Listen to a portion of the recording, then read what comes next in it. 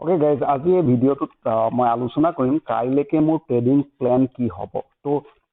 কালিৰ কাৰণে যেতিয়া মই ট্ৰেডিং প্লেন এটা বনাম তাৰ কাৰণে মই 4টা বস্তু মোৰ মষ্ট ইম্পৰ্টেণ্ট হয়। এই 4টাৰ ভিতৰত প্ৰথমটো আছে মাৰ্কেট ট্ৰেণ্ড। মই প্ৰথম কনফাৰ্ম কৰিব লাগিব যে মাৰ্কেট ট্ৰেণ্ড কোনটো ডাইৰেকশ্যনত আছে। ঠিক আছে, ইয়াত মই 2টা টাইম ফ্ৰেম ইউজ কৰি পিনি মাৰ্কেট ট্ৰেণ্ডটো চাম। তাৰপিছত উলিয়াম টেৰিটৰী। টেৰিটৰী অৰ্থটো হৈছে যে বৰ্তমান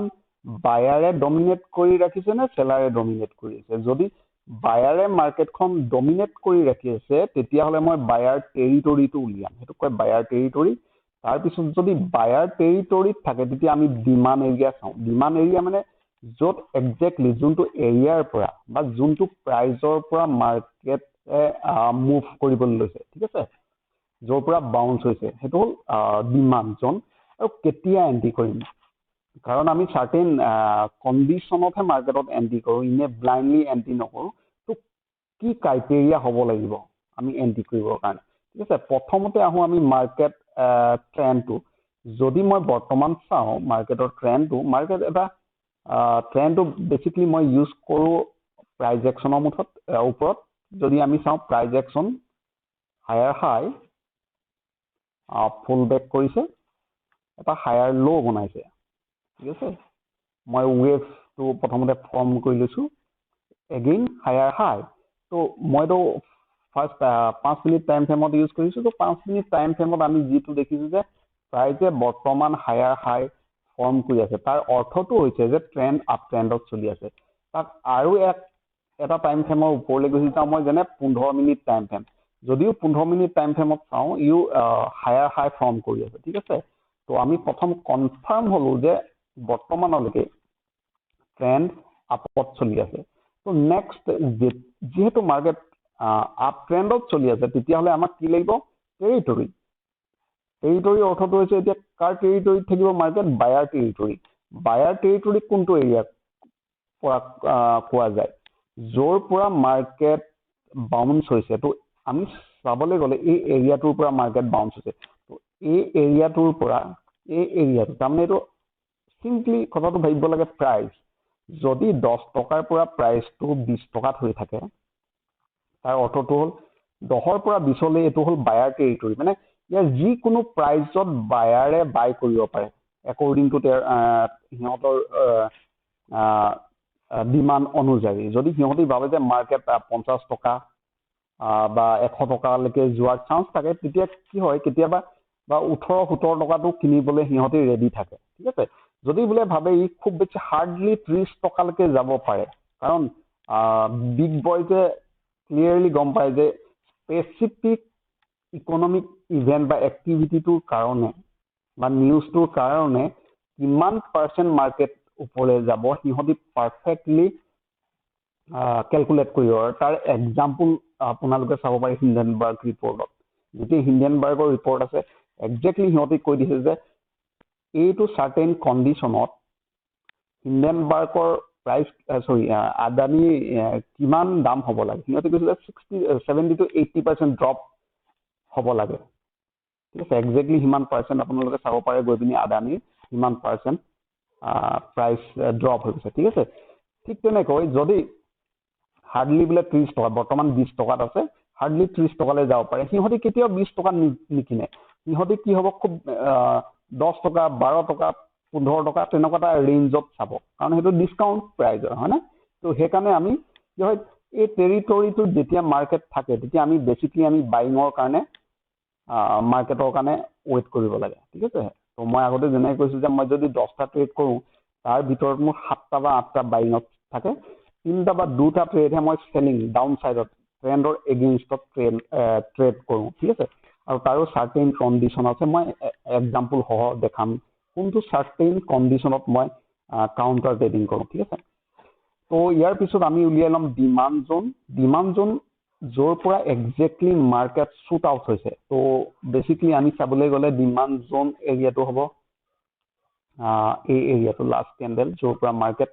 শ্বুট আউট হৈছে। ঠিক আছে, এইটো হ'ল আমাৰ ডিমাণ্ড জ'ন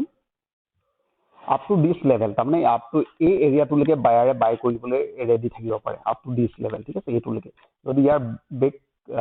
ব্ৰেক কৰি দিয়ে তেনেহ'লে তাৰমানে বায়াৰ আৰু ইণ্টাৰেষ্ট নহয় বাই কৰিবলৈ ঠিক আছে তেতিয়া আমি সেলিং সাইডত সেলাৰ টেৰিটৰি উলিয়াই ল'ম ওকে এতিয়া কণ্ডিশ্যনটো হ'ল when to trade কেতিয়া ট্ৰেড কৰিম ইয়াৰ মই দুটা লেভেল উলিয়াই লৈছো এটা হ'ল ব্ৰেকআউট অফ ষ্ট্ৰাকচাৰ যদি চাওঁ আমি এই এৰিয়াটো য'ত প্ৰিভিয়াছ হাই পইণ্ট বনাইছিলে এইটো হ'ল ব্ৰেকআউট অফ ষ্ট্ৰাকচাৰ তো বেচিকলি মই ফ'কাছ কৰোঁ মাৰ্কেটৰ এই এৰিয়াত কেনেধৰণৰ প্ৰাইজৰ বিহেভিয়াৰ হৈছে কাৰণ প্ৰিভিয়াছ ৰেজিষ্টেন্ট আছিলে ৰেজিষ্টেন্ট যাক ব্ৰেক কৰে তাক কয় ব্ৰেকআউট অফ ষ্ট্ৰাকচাৰ যিটো গোটেই এণ্টায়াৰ ষ্ট্ৰাকচাৰটো যিটো এইটো ফৰ্ম হ'ল এইটো কাৰণ ইয়াক ব্ৰেক কৰি দিলে যিটো এইটো ব্ৰেকআউট অফ ষ্ট্ৰাকচাৰ ফাৰ্ষ্ট এই এৰিয়াটোত মই চাওঁ প্ৰাইজৰ এক্টিভিটি কি ইয়াকো জুম কৰি পিনি মই সৰু টাইম ফ্ৰেমত বৰ্তমান মই যিহেতু 5 মিনিট টাইম ফ্ৰেমত চাই আছোঁ তাক সৰু টাইম ফ্ৰেম 1 মিনিট বা 2 মিনিট টাইম ফ্ৰেমত প্ৰাইজ একশ্যনটো অবজাৰ্ভ কৰি থাকোঁ ঠিক আছে নেক্সটটো হৈছে ডিমাণ্ড জোন মাৰ্কেট যদি মাৰ্কেট ইনকেছ এই এৰিয়াটোলৈ আহে এই এৰিয়াটোত মই প্ৰাইজৰ এক্টিভিটিখিনি চাওঁ প্ৰাইজ একশ্যনৰ তো যদি ইয়াৰ প্ৰাইজ একশ্যনটো সৰু টাইম ফ্ৰেমত ফেইল হয় তাৰ চাৰ্টেন কণ্ডিশ্যনত মই এণ্ট্ৰি কৰোঁ আৰু আপোনালোকে যিমানেই যি টেকনিকেল ইণ্ডিকেটৰ ইউজ নকৰক টেকনিকেল ইণ্ডিকেটৰ সদায় ৰাইট ডাইৰেকশ্যন আৰু ৰাইট প্লেচত ইউজ কৰিব লাগিব ঠিক আছে ৰাইট ডাইৰেকশ্যন হ'ল বাই ঠিক আছে আমি এতিয়া বাইং চাইডে আছোঁ ৰাইট ডাইৰেকশ্যন কোনটো বাইং চাইড তো বাইং চাইডতহে আমি টেকনিকেল ইণ্ডিকেটৰখিনি আমি ফ'ল' কৰিব লাগিব যদি আপোনালোকে মাৰ্কেট বোলে এনেকৈ লাহে লাহে আহিছে বা চেল ছিগনেল দিছে চেল কৰিলে আকৌ শ্বুট আউট হৈ দিব পাৰে কাৰণ এইটো বায়াৰ টেৰিটৰিত আছে ঠিক আছে সেইকাৰণে প্ৰথম আমি কনফাৰ্ম কৰিব লাগিব যে কোনটো ডাইৰেকশ্যনত আছে আৰু কোনটো টেৰিটৰিত আছে ঠিক আছে আৰু কোনটো এৰিয়াত ফৰ্ম হৈছে এতিয়া মেইন কথাটো হ'ল যদি এই এৰিয়াটোত প্ৰাইজ মমেণ্টাম ফেইল হয় আকৌ বাইং চাইডে কিবা ছিগনেল দিয়ে টেকনিকেল প্ৰতিটোৱে শুদ্ধ হ'ব পাৰে কাৰণ এইটো ৰাইট ডাইৰেকশ্যন আৰু ৰাইট প্লেচ এই এৰিয়াটো যদি বাইঙৰ ছিগনেল দিয়ে এইটো ডিমাণ্ড জোনত এইটোত ৰাইট হ'ব পাৰে কাৰণ ডাইৰেকশ্যন আপচাইডত আছে আৰু এই এৰিয়াটো হ'ল ৰাইট প্লেচ ঠিক আছে তো ইয়াত টেকনিকেল ইণ্ডিকেটৰখিনি ইউজ কৰিব পৰা যায় এতিয়া ডাঙৰ কথাটো হ'ল মই কেনে চাৰ্টেইন কণ্ডিশ্যনত এণ্ট্ৰি কৰিম মোক লাগিব মাৰ্কেটত যদি এই এৰিয়াটোলৈ আহি পিনি 47,900ৰ ওচৰত আৰু 47,900 ঠিক আছে এইটো 47,000 ফাৰ্ষ্ট মোৰ এৰিয়াটো হ'ব 40 ইয়াত যদি আহি পিনি প্ৰাইজে হায়াৰ হাই ফৰ্ম কৰে তো ডেফিনেটলি মই বাই কৰিম ঠিক আছে নেক্সট এইটোত যদি তেনে কোনো ফৰ্মেশ্যন নহয় এই এৰিয়াটোত আহি যদি হায়াৰ হাই ফৰ্ম হয় ৰিজেকশ্যন দেখি তো ইয়াত মই বাই কৰিম ঠিক আছে এইটো হ'ল ডিমাণ্ড জোন